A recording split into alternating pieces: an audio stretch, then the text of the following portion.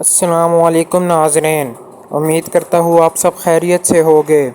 آج میں جس موضوع پر ویڈیو بنا رہا ہوں وہ ہے جنت کی نعمتیں۔ آج کی ویڈیو میں آپ کو جنت کی نعمتوں کے بارے میں تفصیل سے مولانا طارق جمیل صاحب کی آواز میں بتاؤں گا۔ مولانا طارق جمیل صاحب نے جنت کی نعمتوں کے بارے میں جو کہا میں آپ کو اس ویڈیو میں تفصیل سے بتاؤں گا۔ آپ ہمارے ساتھ ویڈیو کے اینڈ تک رہیے گا تاکہ آپ بھی کچھ معلومات حاصل کر سکیں۔ تو چلے بنا وقت ضائع کیے بیان کو شروع کریں۔ میرے نبی سے ایک بدو نے پوچھا، یا رسول اللہ، جنت میں انگور ہیں؟ آپ نے کہا ہیں۔ کہنے کا ایک گچھا کتنا بڑا ہوگا؟ ایک گچھا، آپ نے فرمایا مسیرۃ شہر للغراب الابقع، بڑا کوا ایک مہینہ ایسے اڑے سیدھا، لا ینثنی، نہ ادھر نہ ادھر، لا یفتر، نہ سست ہو، لا یقع، نہ بیٹھے، ایک مہینہ اڑتا رہے تو تب جا کے ایک گچھا ختم ہوگا، اور دانہ 12 ہاتھ لمبا ہوگا۔ مجلس بھی آ گئی، شراب بھی آ گئی، پھل بھی آ گئے، لحم طیرن بھی آ گئے، ایک کی کمی رہ گئی۔ اس کو کیسے پورا کیا؟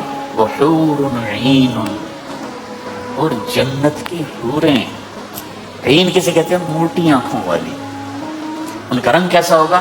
کامثال اللؤلؤ المکنون، چھپے موتی کی طرح۔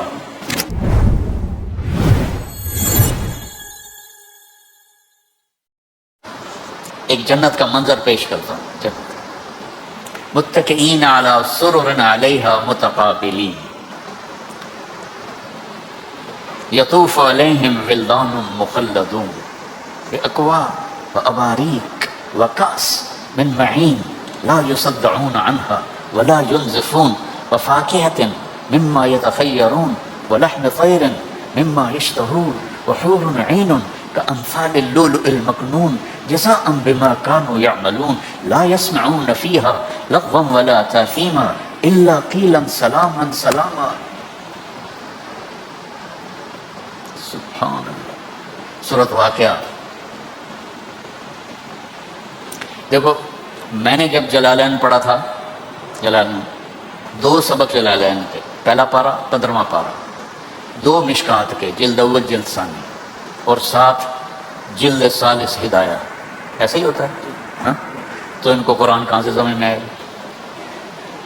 جلالین ویسے ہی تفسیر کی کتاب نہیں ہے، مختصر ترجمہ ہے، اور ہدایہ ثالث ایسی خشک دماغ اڑانے والی کتاب پڑھو تو قرآن سے تمہاری مناسبت پیدا ہو ہی نہیں۔ میں نے تو بعد میں جو کیا جو بھی کیا۔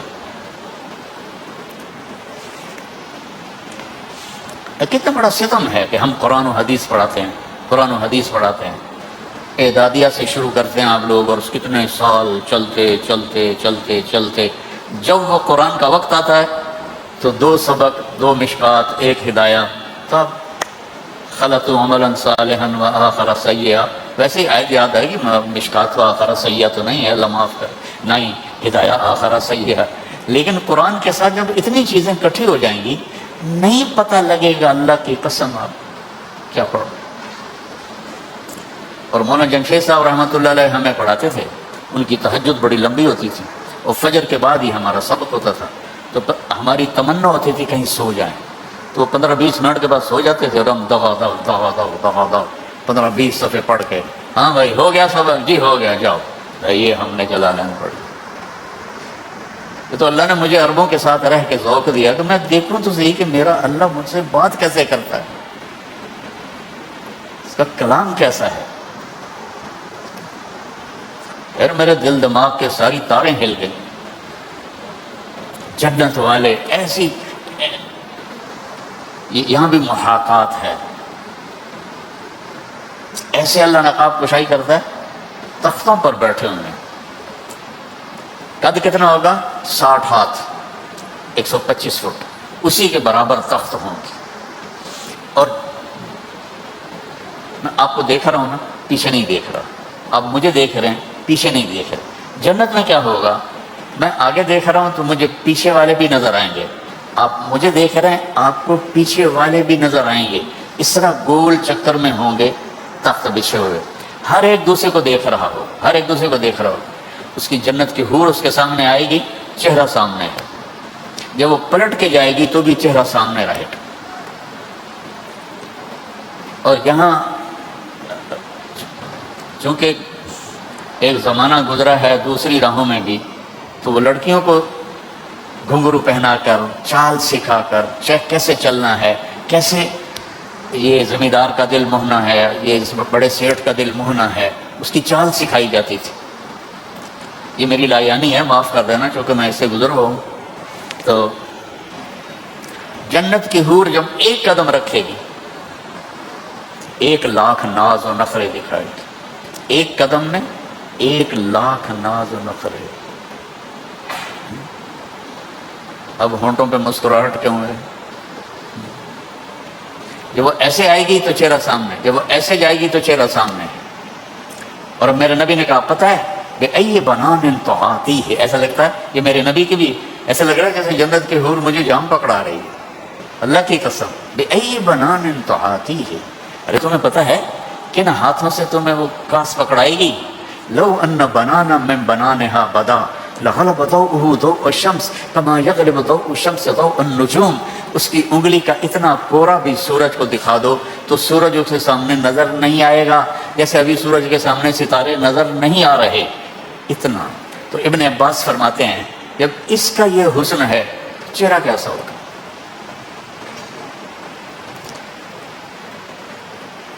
تو یطوف علیہم ولدان مخلدون. مخلد کے 2 معنی ہیں.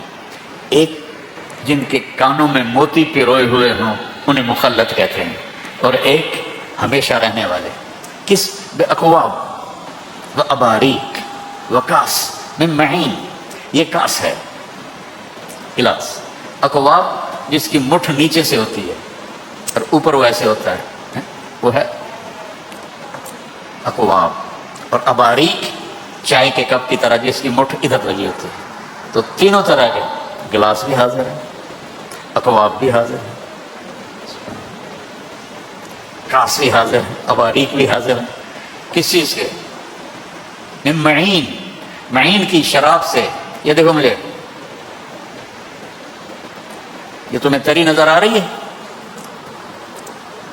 مولوی نعمان کو تو نظر آ رہی، تمہیں نہیں نظر آئے گی چونکہ بالکل ہے نا. یہ اتنی تری، اتنی یوں کرے باہر نکالے، آسمان پہ بیٹھ کے نیچے کر دے تو آسمان سے زمین تک خوشبو پھیل جائے گی. کیا چیز ہے؟ صرف اس کی بلل تری جو جن کو رب پلائے گا وہ کیسے ہوں گے؟ فاکہۃ مما یتخیرون. اچھا پھر ان کی صفت بتائی، لا یصدعون عنہا ولا ینزفون. نہ سر میں درد ہوگا نہ سر چکرائے گا. پھل آئیں گے. میرے نبی سے ایک بدو نے پوچھا یا رسول اللہ جنت میں انگور ہیں؟ آپ نے کہا ہیں. کہنا کہ ایک گچھا کتنا بڑا ہوگا؟ ایک گچھا. آپ نے فرمایا مسیرۃ شہر للغراب الابقع. بڑا کوا 1 مہینہ ایسے اڑے سیدھا، لا ینثنی، نہ ادھر نہ ادھر، لا یفتر، نہ سست ہو، لا یقع، نہ بیٹھے، 1 مہینہ اڑتا رہے تو تب جا کے ایک گچھا ختم ہوگا. اور دانہ 12 ہاتھ لمبا ہوگا. تو تربوز کتنا بڑا ہوگا؟ کیلا کتنا بڑا ہوگا؟ یہ تھائی لینڈ میں ہوتا ہے وہ ایک پھل ہے اتنا. کٹہل کتنا بڑا ہوگا؟ دیکھا تم نے کٹہل؟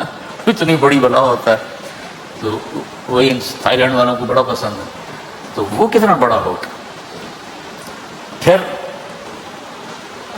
مجلس بھی آ گئی، شراب بھی آ گئی، پھل بھی آ گئے، لحم طیرن بھی آ گئے.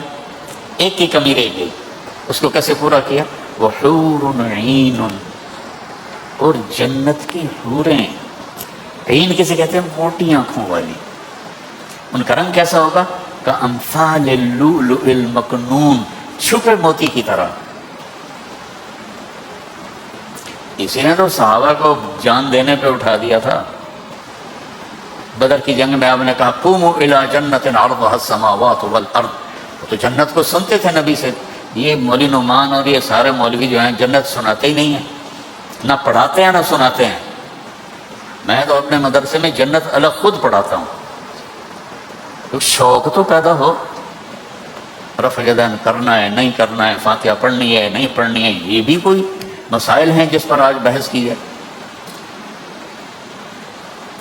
تو آپ نے کہا اٹھو اس جنت کی طرف جس کی چوڑائی زمین آسمان کے برابر۔ تو حضرت عمیر بن ابی الحمام ایسے ہاتھ میں کھجوریں لے کے کھا رہے تھے، کہنے کہ بخن بخن، اس کا میں ترجمہ کرتے ہوئے موجاں ہو گئیاں موجاں۔ تو آپ نے فرمایا تو کیوں کہہ رہا ہے موجاں ہو گئیاں؟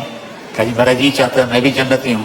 کہا تو ہے ہی جنتی۔ اچھا تو پھر یا رسول اللہ یہ کھجوریں کھانا بھی لمبی عمر ہے، پھینک اور جا کے شہید ہو گئی۔ 5-6 کھجوریں۔ کہا لأن حییت حتی آکل هذه الثمرات لحیات طویلہ، اتنی دیر میں زندہ رہوں یہ کھجوریں کھاؤں، بڑی لمبی زندگی، پھینک کے ہو۔ اس طرح ان کے اندر یہ یقین پیدا ہو گیا تھا۔ تو یہ قرآن کے وہ چیزیں، چلو تو مجھے پتہ ہے ہم عجم ہیں، ہم وہ گہرائی تک نہیں جا سکتے۔ اب تو عرب بھی ہماری طرح ہی عجم ہی ہو گئے ہیں، جب سے پٹھان گئے ہیں عربوں میں انہوں نے ان کی عربی تباہ کر کے رکھ دی، سندھی پنجابی پٹھان سارے۔ مولانا سعید خان صاحب کے پاس بیٹھا تھا میں، 1996 کی بات ہے، ایک عرب نوجوان پی ایچ ڈی آ گیا میرے ساتھ بیٹھا، تو میں نے بات شروع کی ویسی تعارفاً کچھ، کہنے لگا بھائی شیخ آج بہت مزہ آیا آپ کے ساتھ بات کر کے، بڑے عرصے کے بعد پہلی دفعہ فصیح عربی سنی ہے، ورنہ تو ہمیں تو اجمیوں نے سوی دعا حتی کذا، ہمیں تو اس میں ہی برباد کر دیا، سوی دعا۔ تو میرے عزیزو قرآن سمجھو، قرآن سے جی لگاؤ۔ یہ میں واقعہ سنا کے بس کرتا ہوں۔ آپ کو پتہ ہے کہ 7 معلقہ لٹکے ہوئے تھے بیت اللہ میں، 7 ارب شعراء کا کلام، کہ پتہ نہیں چلتا تھا کہ کون سب سے بہتر ہے۔ قدر بہتری کی طرف گئے ہیں عربی کے علماء امر القیس کے قصیدے کے لیے۔ جب قرآن اترنا شروع ہوا تو سب نے وہ قصیدے اتار دیے۔ امر القیس تو مر چکا تھا، اس کی بہن زندہ تھی، اس سے بھی کہا قریش نے دیکھتی نہیں ہے محمد کا کلام، اتار دے۔ وہ کہنے لگے بھی میرے بھائی جیسا کلام آیا ہے۔ امر القیس یمن کے بادشاہ کا بیٹا تھا، یہ 10 سال کا ہو گیا، اس نے کوئی شعر نہیں کہا، تو انہوں نے اپنے 2 نوکر بلائے کہ اس کو لے جاؤ اور ان 2 پہاڑوں کے پیچھے جا کے اس کو قتل کر دو۔ انہوں نے کہا حضور خیریت؟ کہا یہ میرا نطفہ نہیں ہے، یہ 10 سال کا ہو گیا، اس نے شعر نہیں کہا، میرا ہوتا تو یہ شعر کہتا۔ انہوں لے کے ٹور پر، انہوں کی پتہ کدھر جا رہے ہیں۔ جب وہ ان 2 پہاڑیوں کے پیچھے گئے، انہوں نے تلواریں نکالی، انہوں نے کہا ماں 10 سال کیا ہوا؟ کیوں؟ کہ تیرے باپ نے کہا تجھے قتل کر دو۔ وہ امر القیس کہنے لگا کس لیے؟ کہ وہ یہ کہہ رہا ہے کہ 10 سال کا ہو گیا، شعر نہیں کہا تو میرا نہیں لگتا۔ یہ اس کا جو قصیدہ ہے نا، اس کا پھر وہ پہلا شعر بنا بعد میں۔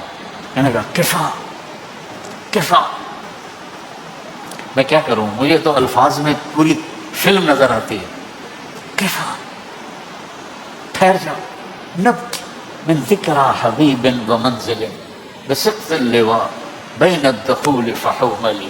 یہ تو اس نے بس ایک شعر کہا تھا، آگے پھر اس نے اس کو بڑھایا تھا فتوزع فی المقرات لم یعف رسمها لما نسجتها من جنوب وشمال ترى بعر الارعام فی عرصاتها وقیعانها كأنه حب فلفل كأنی غذات البین یوم تحمل لذا سمرات الحی ناقف حنزلی ناقف حنزلی وقوفا بها صحبی علی مطیہم یقولون لا تهلك أسن وتجملی وإن شفائی عبرة محراقة فهل عند رسم دارس من معولی ففاضت دموع العین منی صبابة على النحر حتى بل الدم محملی۔ یہاں تک تو تشبیب ہے، اس کو تشبیب کہتے ہیں۔ پھر آگے وہ انہیزہ کے عشق کی کہانی شروع ہو جاتی، وہ پھر میں نے یاد ہی نہ کیا، وہ بہت واہیات ہیں، وہ بہت ہی خبیث قسم کے۔ تو وہ دونوں آئے غلام کرنے کے، بادشاہ سلامت یہ تیرا بیٹا سوف یکون اشعر العرب، ایک شعر پہ کیا ذوق تھا اس زمانے کے ان پڑھوں کا، سپاہی کوئی پڑھے لکھے تھے، सौफ यकून अशअर अल-अरब, ये एक दिन अरब का सबसे बड़ा शायर बनेगा। बादशाह ने कहा वो कैसे? कहा वक़फ़ा वस्तौक़फ़ा बका वस्तबका मनअद दियार वल मंजिल फी बैतिन वाहिद। कहा इसने एक बैत में बका वक़फ़ा खड़ा किया, वस्तौक़फ़ा हमें खड़ा किया, किफ़ा रोया नब के हमें रुलाया, हबीब का जिक्र किया, जिक्रा हबीब, हबीब के इलाके का जिक्र किया, व मंजिल जगह को मुतय्यन किया, बेसिक़्तिल लिवा बैन अद-दुख़ूल फ़हुमली। तो एक आयत उतरी, कुरान की सबसे बलीग़ आयत है, वक़ील या अर्ज़ु इब्लई माअकी व या समाअु अक़लिई व ग़ीज़ल माअु व क़ुज़ियल अम्रु वस्तवत अलल जूदी वक़ील बुअदन लिल क़ौमि ज़ालिमीन। 19 अल्फाज हैं और 21 अक़साम बलाग़त है। ढूंढ ढूंढ के एक तफसीर मुझे मिली मदीना मुनव्वरा की जो मस्जिद है उसमें, जब मैं रेवंड के बुज़ुर्गों के साथ जाता था हज पर, तो महीना हम वहाँ रहते थे मदीने में, तो वो सुबह सारे सोए होते थे, मैं जाके मस्जिद चला जाता और किताबें खंगालता रहता था, तो मुझे वो एक तफसीर में वो सारे मिल गई चीज़ें। 21 अक़साम बलाग़त, 19 अल्फाज। तो जब ये आयत उतरी तो इमरुल कैस की बहन ने कहा इस कलाम ने मेरे भाई के कलाम को मात दे दी। तो मेरे अज़ीज़ों, मैं तो क्या उसे कहते हैं, समंदर में से एक कतरा भी नहीं आपके सामने ला सका, लेकिन मेरा जी चाहा कि मैं इस खला की तरफ आपको मुतवज्जे करूं कि आप कुरान से जुड़ें अल्लाह के वास्ते, और कुरान को के हुस्न को देखने की कोशिश। जैसे ये बच्चा बेटा नाबीना बैठा ना मेरे सामने, अब ये अल्फाज तो सुन रहा है, मेरी शक्ल तो नहीं देख रहा। तो हम भी कुरान के सामने ऐसे ही अंधे हैं, हम पढ़ते भी हैं, हम सुनते भी हैं, लेकिन जो उसका जमालियाती हुस्न है तो हमारी आंखों से दूर। नाज़रीन, उम्मीद करता हूँ आपको ये मौलाना तारिक जमील साहब का बयान अच्छा लगा होगा और आपने इस बयान से बहुत सबक भी हासिल किया होगा। अगर आपको ये वीडियो अच्छी लगी हो तो वीडियो को लाइक और हमारे चैनल फेथफुल को सब्सक्राइब करें, ताकि हर नई आने वाली वीडियो आप तक पहुंच सके, और इस वीडियो को सदका जारिया की नीयत से ज़्यादा लोगों में शेयर करें। आपका हमारी वीडियो देखने का शुक्रिया।